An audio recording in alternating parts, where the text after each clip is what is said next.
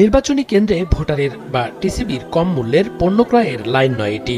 4 বছরের শিশু লাবিবের কাছ থেকে পানি ও তেল পড়া নিয়ে সুস্থ হওয়ার চেষ্টায় রোগীদের লাইন এটি। দর্জি ও কাপড় ব্যবসায়ী আব্দুল ওয়াহাবের শিশুপুত্র দিচ্ছেন পানি ও তেল পড়া, আর তাতেই সুস্থ হচ্ছেন ক্যান্সার থেকে শুরু করে যে কোনো রোগী, এমনটাই দাবি শিশু লাবিবের স্বজনদের। আসসালামু আলাইকুম।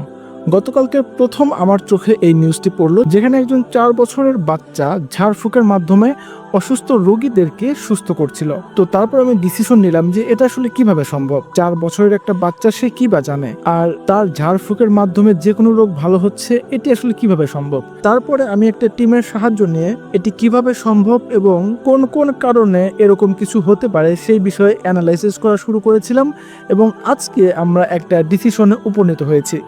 সম্মানিত দর্শক শ্রোতা, আজকের এই ভিডিওতে এটি নিয়ে আলোচনা করব যে কিভাবে